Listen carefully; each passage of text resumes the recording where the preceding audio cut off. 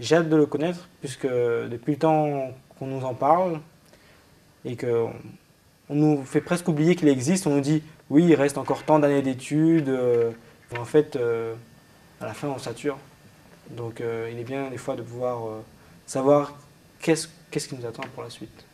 Même en arrivant à l'école centrale, je ne savais pas ce que je voulais faire. Je ne savais pas où aller, quels sont les métiers qui m'intéressaient, que j'estimais, etc.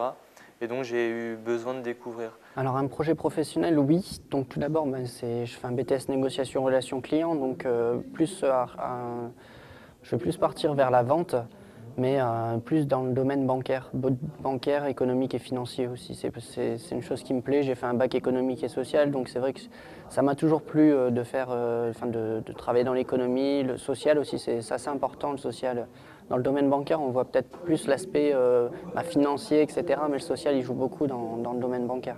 Voilà, donc c'est pour ça que c'est un métier qui me plaît et pourquoi je vais continuer dans cette voie-là. C'était comme la plupart des troisièmes en général, j'ai fait un stage dans l'entreprise de mon père. C'était intéressant dans le sens où j'ai pu découvrir qu'est-ce qu'était une entreprise. Mais ce que je trouve dommage, c'est que par le fait qu'on ait moins de 16 ans, on ne pouvait pas réellement travailler, on était là qu'en tant qu'observateur. Et au final, même si on s'approchait de ce que c'était qu'une entreprise, on n'était pas dans la réalité.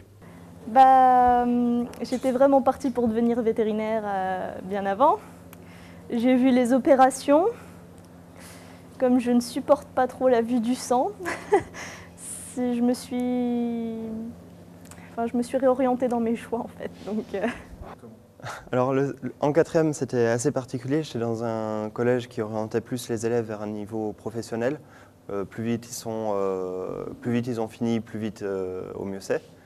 Et donc j'avais fait mon stage en hôtellerie, ça m'avait bien plu. Je voulais faire hôtellerie et mes parents n'ont pas voulu. Ils voulaient absolument que je fasse général. Et aujourd'hui, je ne regrette pas d'être en économie. Avant de trouver l'ébénisterie, je n'avais pas eu le déclic, mais au fur et à mesure des formations que j'ai effectuées, j'ai à chaque fois trouvé quelque chose de positif. J'ai pas perdu mon temps, j'en ai justement gagné par rapport aux autres, en expérience, en connaissance et puis en rencontre surtout. Alors, le meilleur moment de ma scolarité, je pense qu'il est arrivé au moment où je me suis professionnalisé, où je suis arrivé dans un enseignement qui me correspondait plus que l'enseignement classique de matière générale. Quand je suis arrivé au moment de l'enseignement professionnel, je suis arrivé dans un milieu où j'étais plus à l'aise, plus en confiance. Pour en arriver là, j'ai eu un parcours scolaire et surtout universitaire assez atypique, dans le sens où j'ai commencé par des études de langue, où je me suis spécialisée en commerce international. Et suite à des stages, je me suis rendu compte que je ne voulais pas forcément faire ça.